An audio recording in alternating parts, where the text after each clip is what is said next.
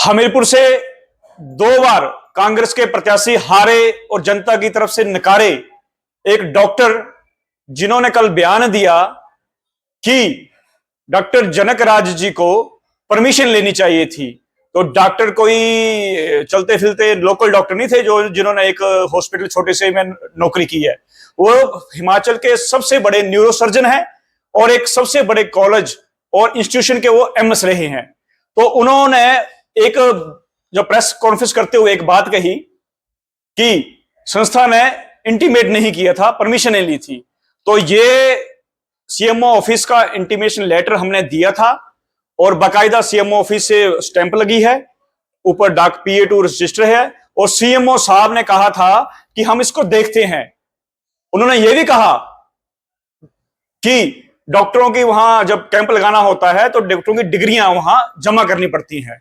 तो डॉक्टर साहब, मुझे लगता है कि आपने डॉक्टरी भारत में कंपटीशन करके नहीं की है, आपने विदेश से कहीं किसी देश से डॉक्टरी की है, ये सबको पूरे हमीरपुर को पता है।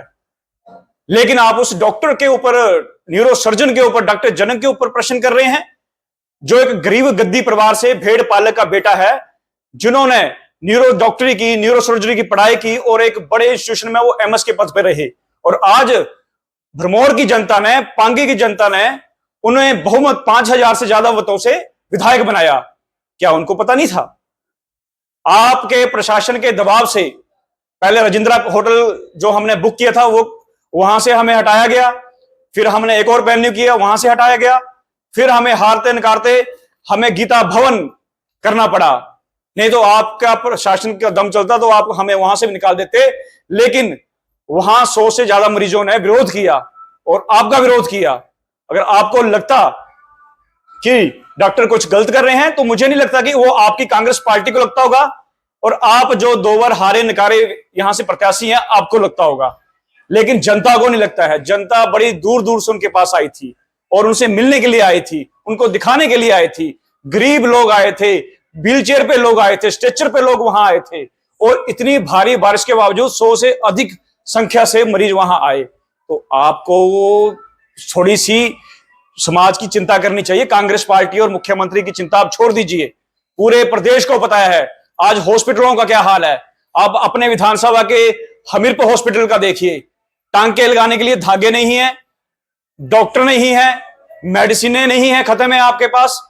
और आप बड़ी बड़ी बातें करें कि हम यहां बड़े बड़े रोबोट टेक्नोलॉजी लेके आएंगे। रोबोट, अरे भाई पहले आप अपने एक्सरे मशीनें, अल्ट्रासाउंड मशीनें, सीटी स्कैन मशीनें चला लीजिए हमीरपुर में, फिर आप बात करिए बड़े बड़े दिग्गजों पे।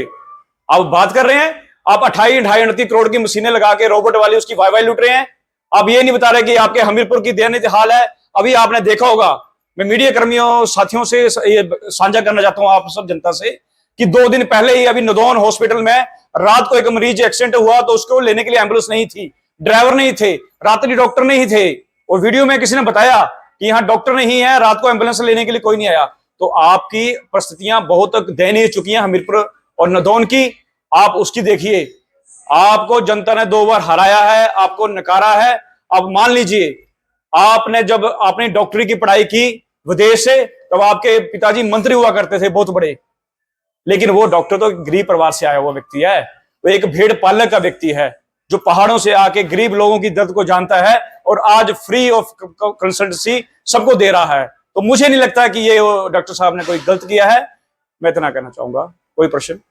एक और डॉक्टर जनक जो है वो कागज और पेन के कहीं भी सुर्खियां ढूंढ के खड़े हो जाते हैं, किस तरह से?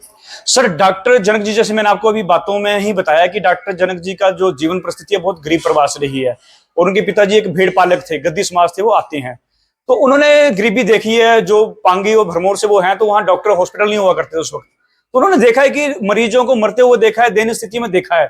तो उनके अंदर एक मनोस्थिति, आत्मीयता भाव है डॉक्टरी के प्रति, सेवा के प्रति। तो जब भी वो कहीं किसी से मिलते हैं, लोग उनके पास उल्टा आते हैं दूर दूर से मिलने के लिए, क्योंकि वो एक बहुत बड़े न्यूरोसर्जन भी हैं। और न्यूरोसर्जन, आपको पता है कि अगर आप किसी प्राइवेट हॉस्पिटल में कोई न्यूरोसर्जन का एक ऑपरेशन भी करता है, वो 10 से 15 लाख रुपए कमाता है। लेकिन वो डॉक्टर ऐसे हैं, वो गरीबों का ऑपरेशन भी फ्री करते हैं और सलाह तो वो चलते चलते जो उनसे रोके वो देते हैं।